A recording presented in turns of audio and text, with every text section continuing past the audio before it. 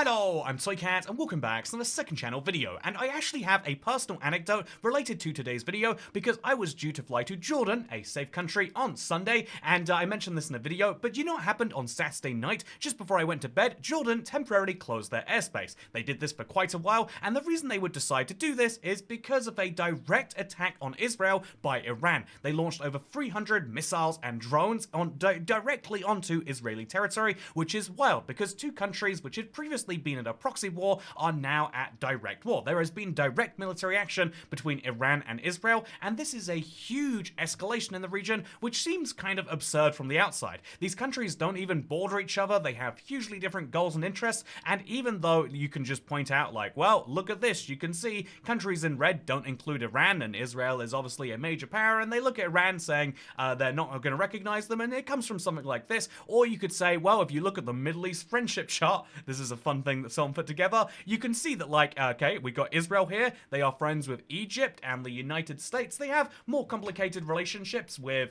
Saudi Arabia and with Turkey here, but then you can see that Iran and Israel do in fact not get along. Wow, simply explained, this is the reason why this happened, but I actually think that the simplest way to look at what's happening in the Middle East is that there is a never-ending series of escalations, and why that is the case is something I kind of want to answer on a deeper level in today's video, because I feel like every 6 months there's something crazy happening there that is unprecedented, and you might not have actually heard about the last few ones, because right now there's a lot of attention between what's going on in Israel, or within Israel and Palestine, you might say, but what's going on with Israel and Gaza obviously is a very, very emotional story, and it means that it's kind of hard to talk about on any objective level. You might think that this is a response to that, but it's actually, to kind of pick a first incident, it's more of a direct response to this. Iran vows to avenge deadly Syria strike blamed on Israel. This is actually something wild. I think no matter how strong of a defender you are of either one of these two sides, you would have to admit this is the most crazy thing that you can get away with,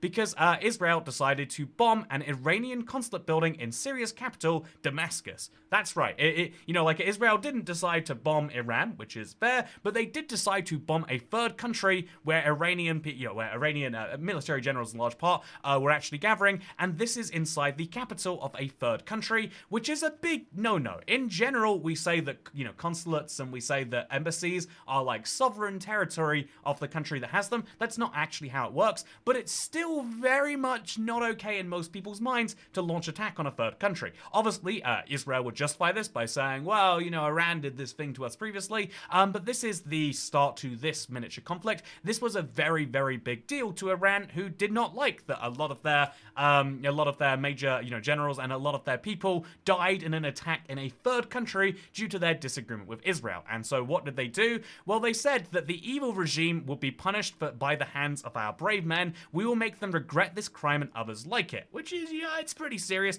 The Iran's mission to the United Nations said the strike constituted a flagrant violation of the United Nations Charter, international law, and the foundational principles of inviolability of diplomatic and consular premises, which is true. This is very much legit and agreeable. You know, you can argue that in war there is no such thing as law, but actually, you probably shouldn't be doing that. But what did they do in response? Well, they did actual war in response, I think you'll find, and that is where these missiles came in. They decided to launch several hundred missiles directly onto Israel. Instead of, like, again, the conflict until that point had always been proxies. It had always been some third-party countries getting involved, whether that be with Hezbollah in Iran, whether that be, you know, something going on in Syria. There's a lot of attacks on bases being set up in Syria, whether that be through some other partner country or war that's going on. But Iran said, no, this is so much that we are going up another level, because if we just respond for this tit for tat, they think that, you know, Israel would still be one up. And so what did they do instead? Well, they launched lots and lots of missiles.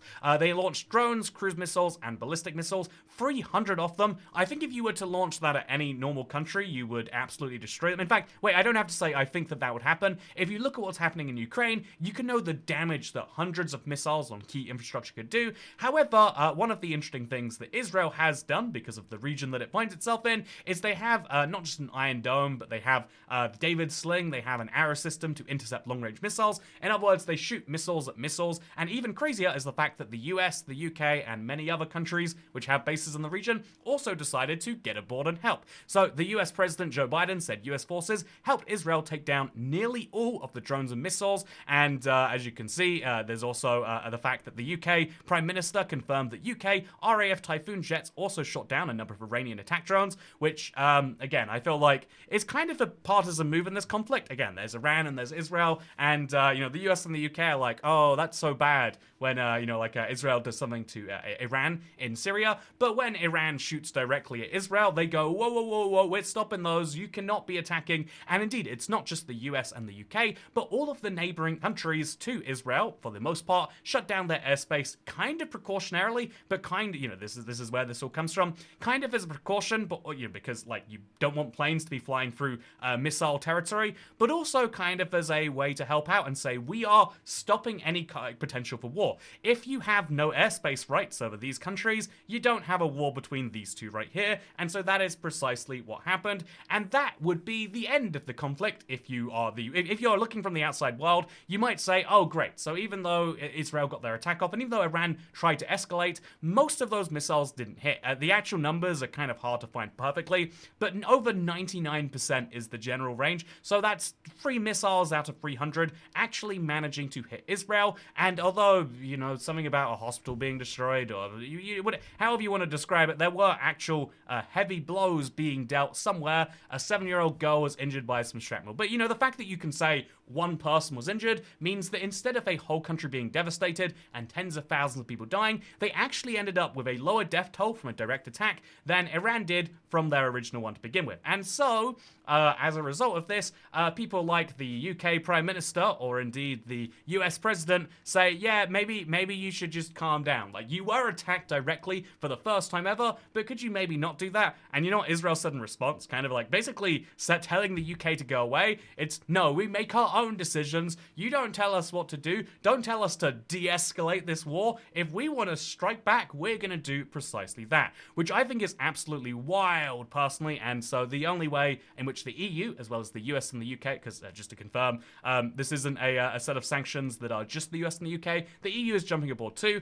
Everyone is saying you can't just unilaterally start wars, even if you're mad and even if something has happened. Escalation is bad, and they're giving huge sanctions on Iran, while saying to Israel, please don't do this. Seriously, we want you really bad not to start a war because we think we're going to be involved in that war. That might sound like a crazy thing, but ultimately it is kind of true. Here is an article from Al Jazeera that I thought was really good. By the way, Al Jazeera is having a bit of a beef with Israel, so you could argue there's some bias there. I personally think that their bias is only if the BBC is non-biased but probably has a slight bias towards UK interests, I would say you kind of get the opposite from Al Jazeera. They are they are unbiased, or they try to be as best as they can be, but being in the Middle East, they're going to have some slight bias towards, maybe you could say, the anti-Israel cause, which means you can get a pretty decent balance by reading both these two sites, or both these two sources. But they have a really good analysis right here about Iran, Israel, and the potential for miscalculation. Even if all parties involved don't want an all-out war, history shows that it can still happen.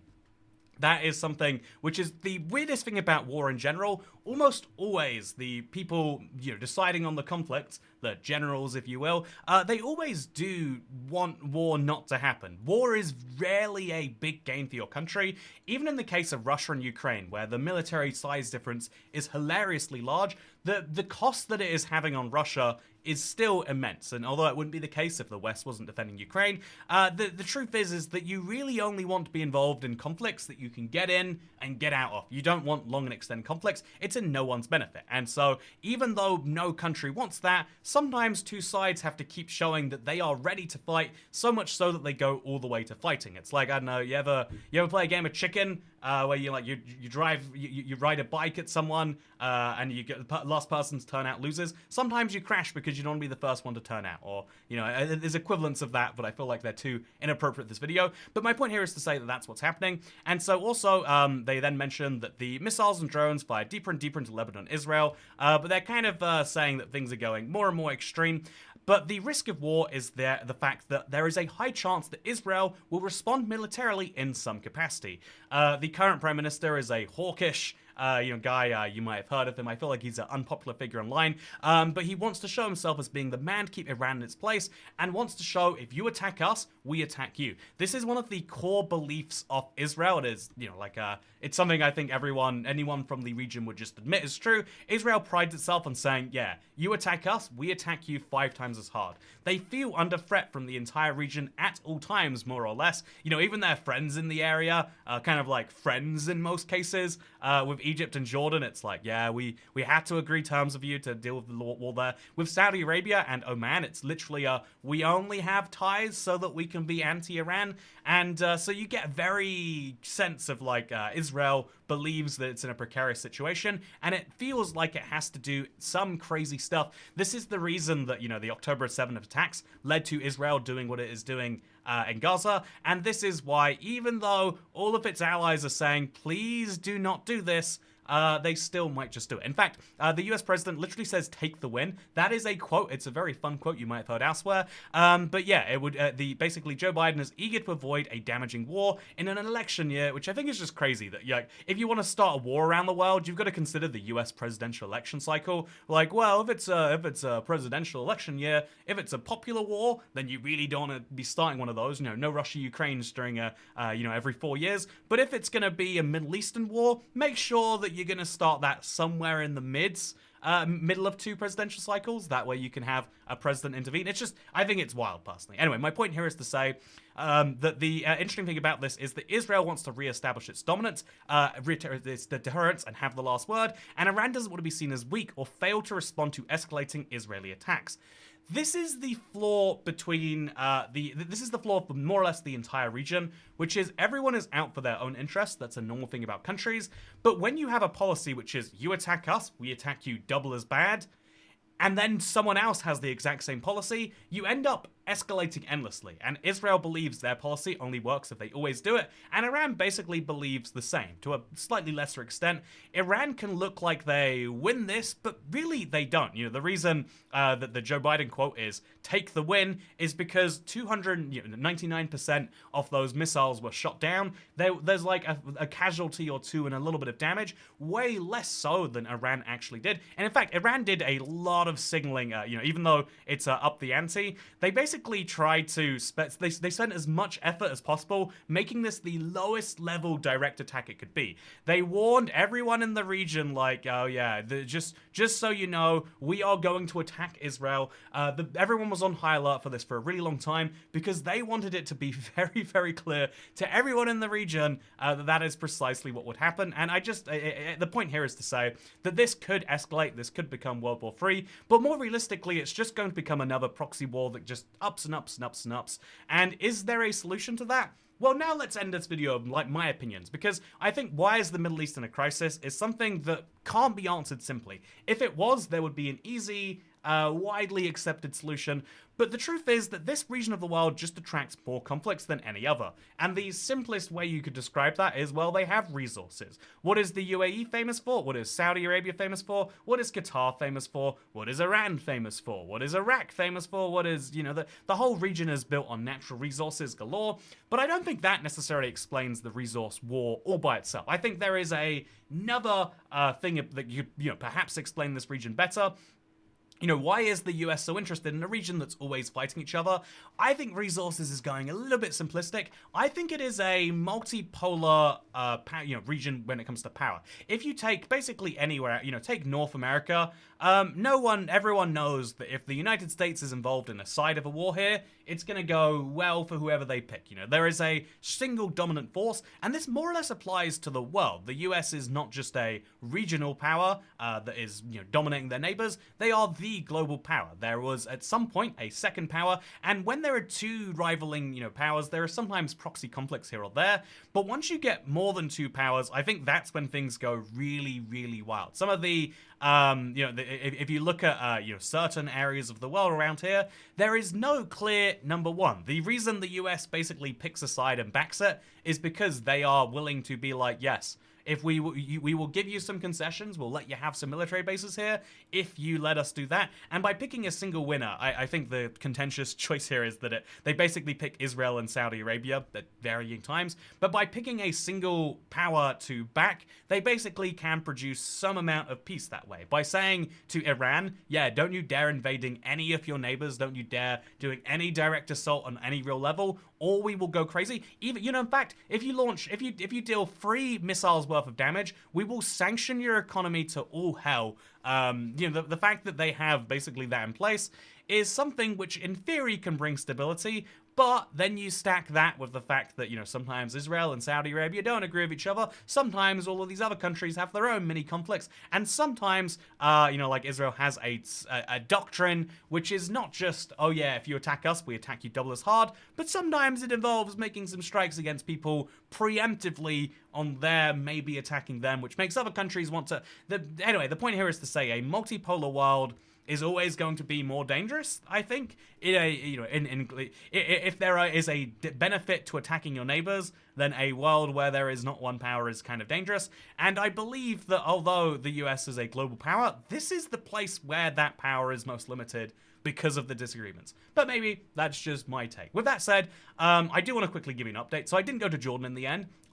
So my flight was from Sweden to Jordan. I often fly out of Scandinavian airports. They just tend to have cheaper fares. So I flew up to Stockholm, and then my connecting flight was cancelled. And then at that point, I figured I have a lot of friends in Sweden. I have a connection to the place. In fact, I think I might upload the video of what happened, because I had a whole Jordan travel vlog planned, but it went a slightly different way. But yeah, so what I ended up doing is actually seeing some friends in Stockholm and then flying to a brand new country. And so, you know, I love to check my little map right here. I have now officially been to I have officially been to, let's quickly find it on here.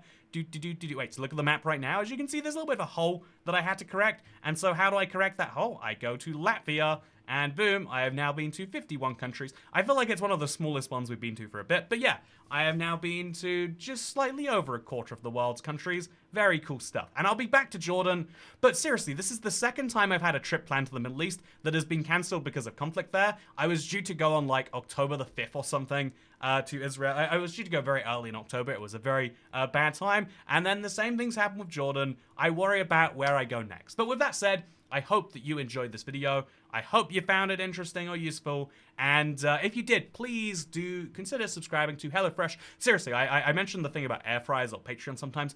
Right now, I'm not being paid by HelloFresh to say this. If you subscribe to the link down below, if you even just for one box and then you cancel after that, there is a huge bonus that they are willing to pay. It is a very, very beneficial thing for me as a creator. If you want to support me and also get some fresh food, I think HelloFresh is actually good. I have used it a lot. And you live in the United States, please check out the link down below. It is a massive way to help out the channel, and then I will hopefully be able to afford some more flights to Jordan because mine got cancelled. Anyway, with that said, thank you for watching, hope you enjoyed, and I'll see you next time.